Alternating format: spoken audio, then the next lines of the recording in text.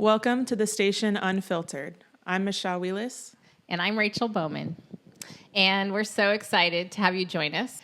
Today is a very special day for us. You'll see we have these nice balloons and this cake because it is our 1-year anniversary of our relaunch of the station. And the station is our nonprofit organization. And April 30th, 2023, we got to open our doors again with a whole new vision. And we shared that in episodes 1 and 2. So if you want to hear more about the station, make sure you're listening to episodes 1 and 2. This day, April 30th, is special in another way because in 2008 was the first time that we launched the station.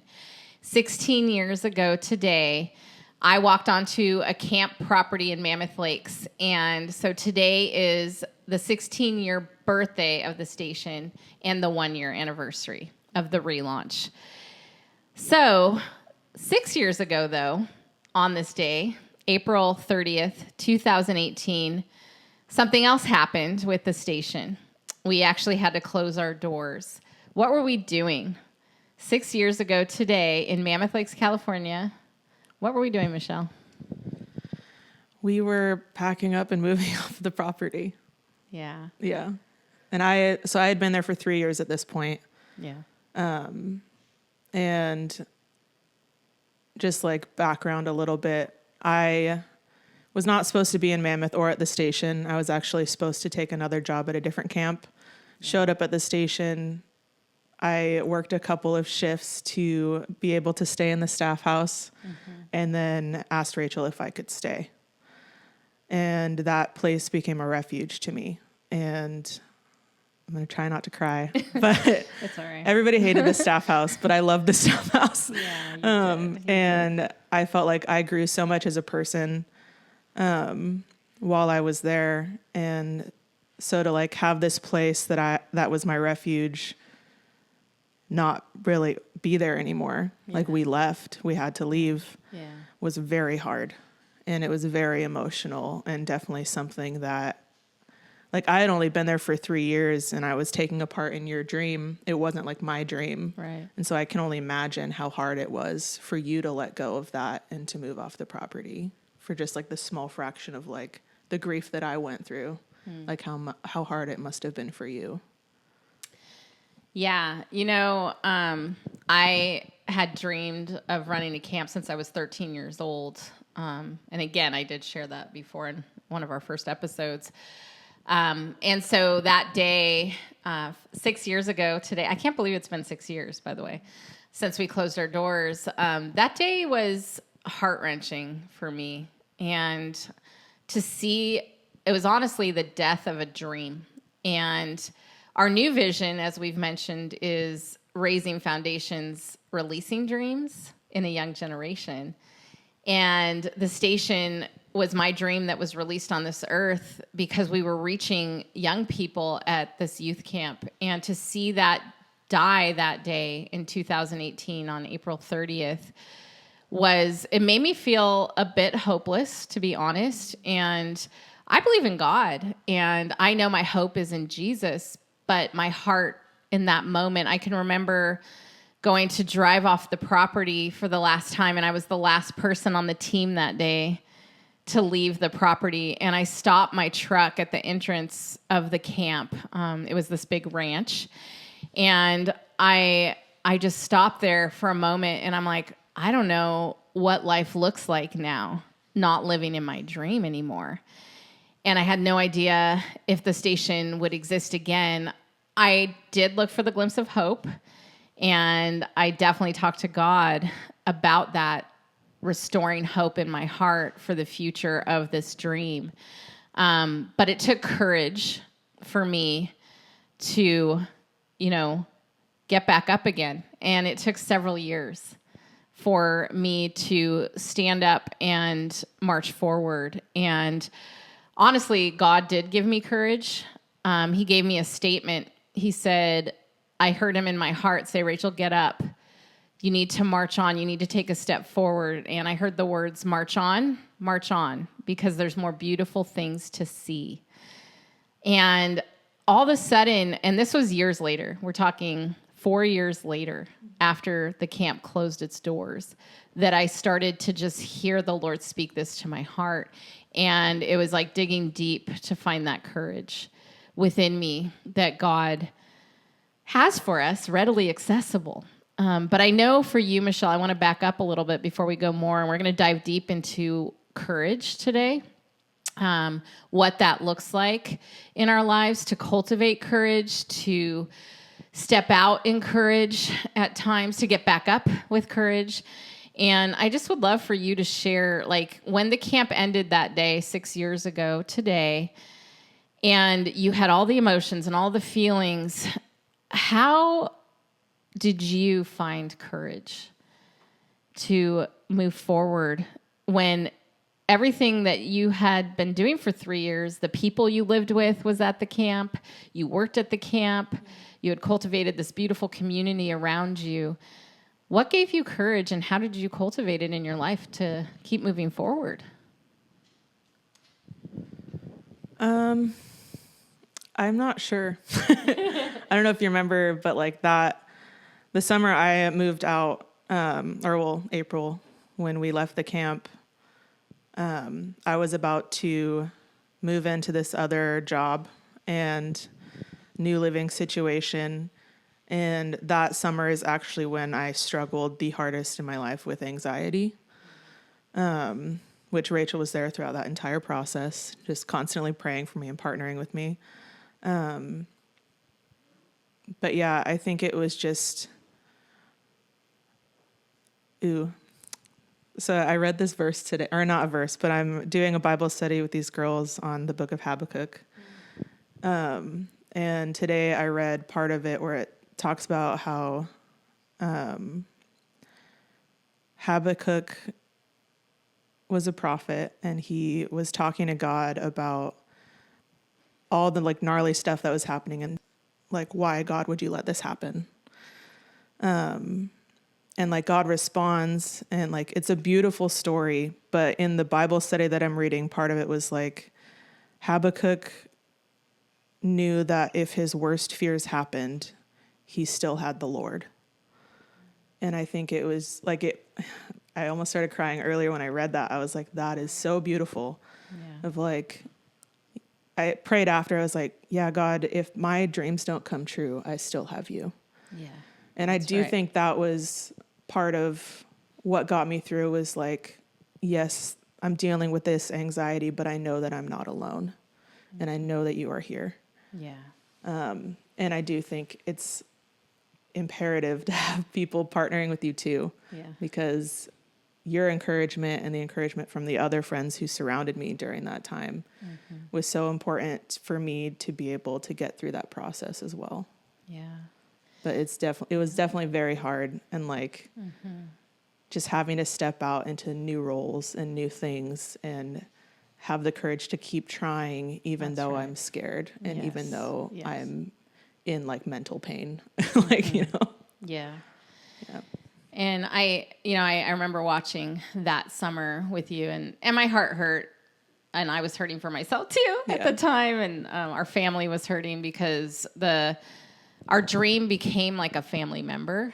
Truthfully, that's how my husband, Peter, described it. Sometimes our dreams can become like family members in our life. And when you have to say goodbye to something like that, it is a mourning process. And that takes courage to go through a mourning process and to let yourself feel all the emotions or the anxiety that it can increase because of the unknown about our future. What I saw that was beautiful in your life, Michelle, was you didn't let yourself stay down. Like, there's these times that we just are flat on the ground, literally, and just crying, and we're just like not wanting to get back up. But I saw you dig so deep to look for that courage to try again, to try to cultivate new community, to try a new job. And I know that there's so much in you about having the courage to try new things that you're passionate about. And I would love for you to share more about just having the courage to try. What has just stirred up in you about that? I'd love to fast forward to a few months ago. I had shared on our Instagram a video of me talking about my process moving to Santa Barbara. I moved here in August, and it's definitely been a hard transition, very similar to that of 2018. Just with like fully like new community, new job, new living situation, and just wanting to find my way out of like the uncomfortable situations. And was having a discussion with Rachel about how like I'll give God a year here. Yeah. I'll give him a year. Right. And there was a point of conviction. I like left that conversation and went home and like I was like, okay, God, I'll give you a year. And I felt the like side eye of like, okay, but you have to try though. Like you have to try. You can't just like Right. be living in this like, okay, I'm here, but that's it. Right. Like, and so it's been a process of me getting to where I'm like, okay, I'm going to put myself out there, whether it be in my dreams or like meeting people, I'm going to try. And that's my word for the year is just try. And that's very hard because I am very deep rooted in people pleasing, and it's something I'm working on. I'm a recovering people pleaser. But it's just like the fear of man is so heavily something I struggle with, if that's the right way to word that. Sure. But constantly worried about what other people are going to think of me. And well, if I go for music and I post it everywhere, like what are people going to think? Are they going to get annoyed that I'm like marketing myself? Or like, what if I try to introduce myself to this person and they don't like me? Or, you know, just like constantly overthinking everything and wanting to be liked and not offend people or upset people. And so it's just been a process of me trying to get to the point where I'm like, God approves of me. God approves of me, and that's all that should matter. That's right. And so trying to walk through that process. There's actually, Mark Barlow spoke at church a few weeks ago, and the three things he said that I'll take with me forever were, and they totally just left my brain. Oh, right. I have nothing to prove, I have nothing to hide, and I have nothing to lose. Wow. And I Wow. for like That's the great. week after I heard that message, I just kept writing that in my journal of like, I have nothing to hide, nothing to prove, and nothing to lose. And so just going into situations like that of like, God already completes me. Yeah. I don't need this person's approval That's right. to feel complete. Yeah. And it's still a struggle, Yeah. but it's definitely something that though the way he worded it, it was just so beautiful and like something that could be a mantra for me to remind myself that I have all I need in God. God is my approval. Yeah. And there may be rejection along the way. There may be, I don't know, people upset with me along the way, even though that used to be like crippling for me. If I thought somebody was upset at me, I would not be able to function until I figured out what was wrong. Yeah. And it was really just that they didn't have time to respond to a text. Wow. You know, like Yeah. something like that as like Sure. a small example, but it's just like reading into things constantly as a people pleaser, but like coming at it from the other perspective of like, I'm okay Yeah. because I have God. Yeah.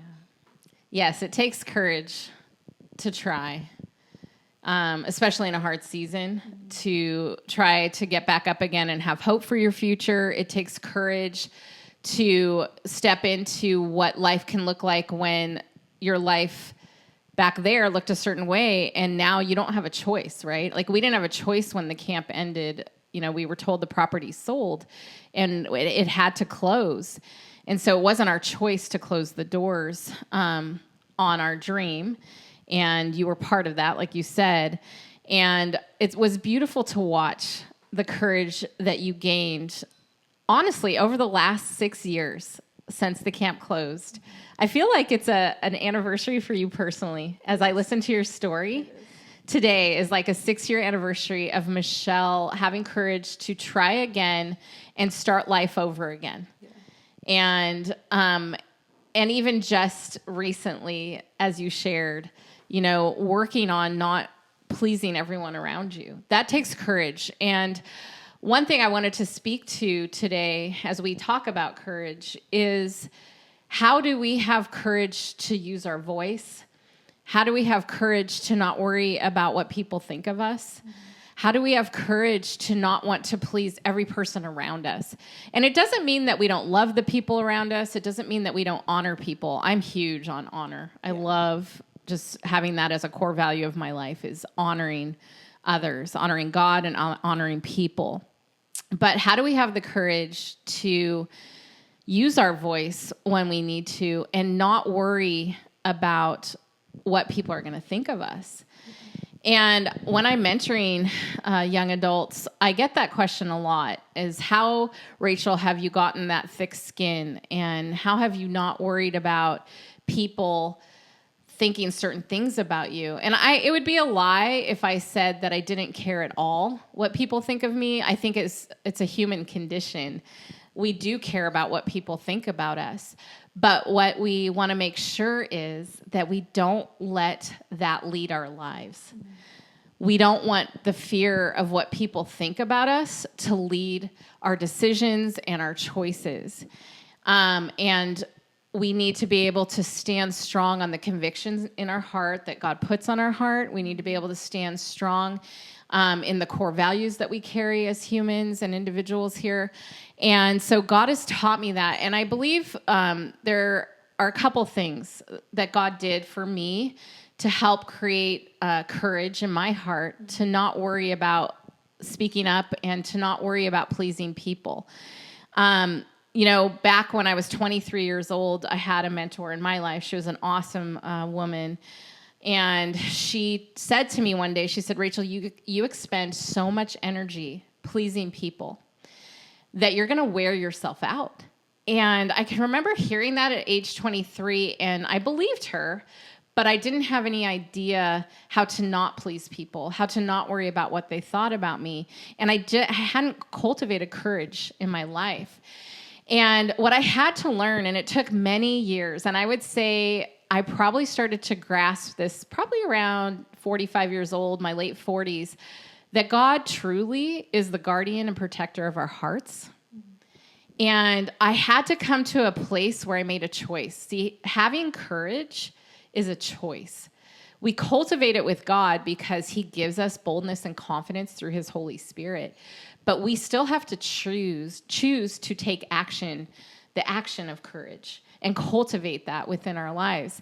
And I can remember having these opportunities where God's like, Rachel, are you going to have a measure of boldness? Are you going to have a measure of confidence? Are you going to be courageous in this moment when I ask you to speak up? And I had to come to this decision that it was more important to please my Father in heaven than to please the people around me. I had to come to a decision and a choice to go after the purpose that God has for my life. And instead of putting that in the background and trying to please people, I had to say, it's more important for me to please you, God, than to please all these people over here that have opinions and thoughts and ideas. Not that those opinions and thoughts and ideas are always wrong, but God had to get me to a place where I chose him and his purpose for my life and pleasing him over what people thought of me. Yeah. And that helped me be courageous. And I had to practice, to be honest. There's points in my life where I had to practice speaking up when I didn't want to, but I knew I needed to. I'm a person of justice too. So when something just doesn't seem like it's right, I'm like, no, I need to speak up because this isn't right. And that takes a measure of courage. There's examples in the Bible of courageous people, and you can go to the truth and stand on the truth of God's word and read those stories and gain truth from those people, like Joshua in the Bible, who had been called to go into the promised land and lead a nation, but he faced all these giants and he faced this huge wall. He faced people that were going to try to kill him and all of the people of the nation of Israel. And it took courage for him and the people of Israel to go in to the promised land and follow God's instructions, even though they were ridiculed and their lives were threatened. Esther is another incredible example of a young woman in the Bible that had to have courage. Again, her nation, her people were about to be killed by Haman and some others in the nation, and she could have shrunk back because people that approached the king at that time culturally would get killed if they weren't invited to approach the king. But she used her voice. She had courage to save a whole nation. And so there's these examples in the Bible that we have of courageous people. I mean, there's so many. I could go on, and we don't want to preach a sermon here. But I feel that people that are listening to this podcast need to know that if you are afraid of what people think of you, if you're afraid to try something new, there are others out there that are dealing with those same thoughts, but it just takes a choice to say, no, I will not let that fear overwhelm me today. I'm actually going to take a step towards being courageous today. And sometimes it is just that one step at a time, that one day at a time in gaining and cultivating courage in our life. And like you said, it's also asking God to help us be courageous people.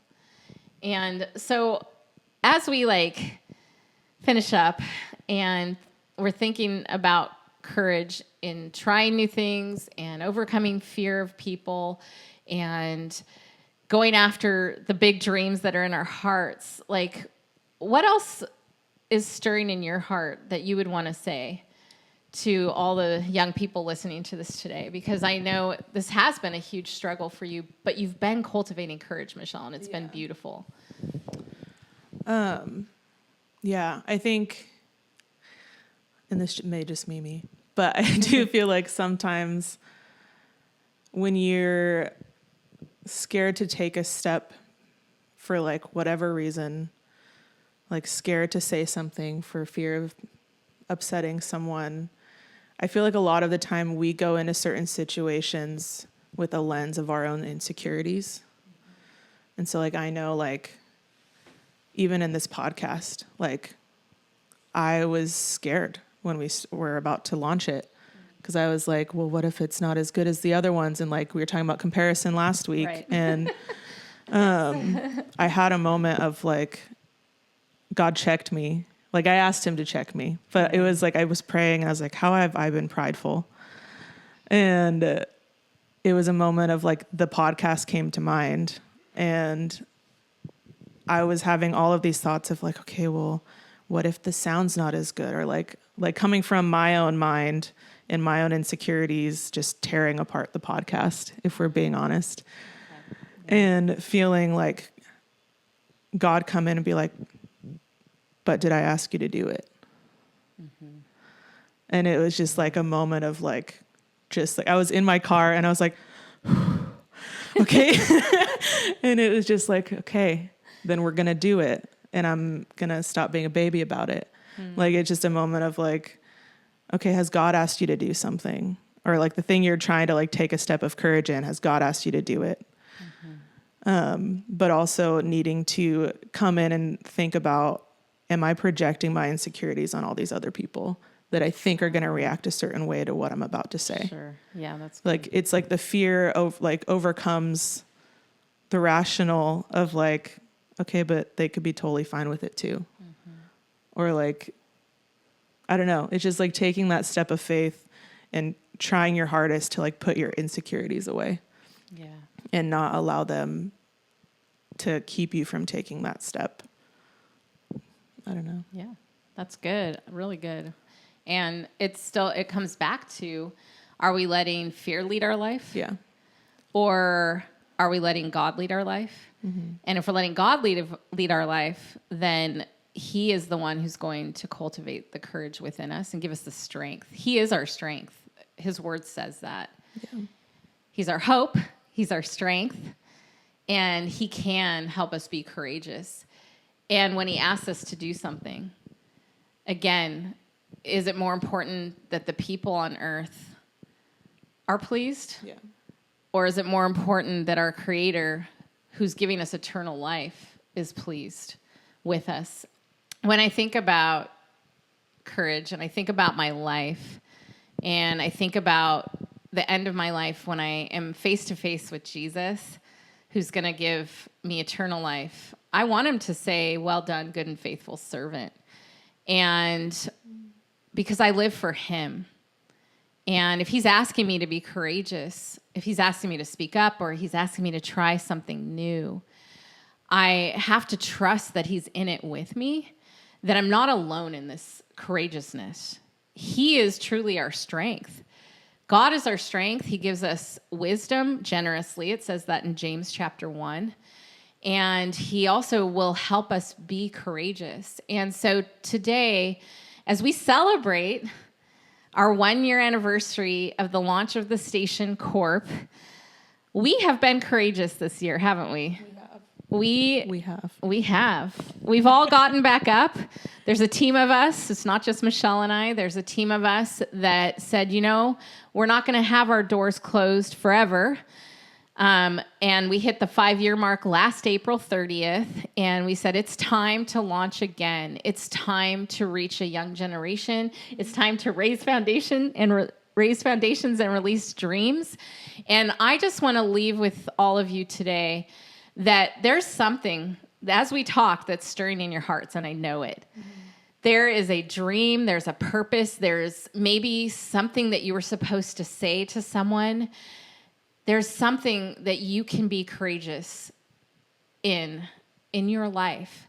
And I want to encourage you, both Michelle and I want to encourage you today to go after courageousness in your life. Be courageous, because sometimes there's lives at stake. And I believe that there's a lot of lives at stake out there. And, we can be like Esther. We can be like Joshua in the Bible.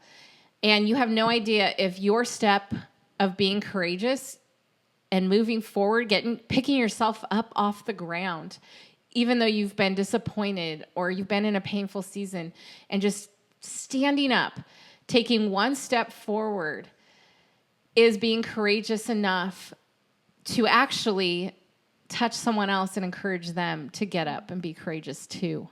You could be saving a life today. And so I just encourage everyone out there to be courageous. Look for the glimpse of hope in your life to get back up off the floor and march on, because I promise you there's more beautiful things to see. God is writing a beautiful story of your life. Thank you all for listening today. We did dive deep into this deep topic, I guess. Shared a lot of what's on our hearts and what we've been through.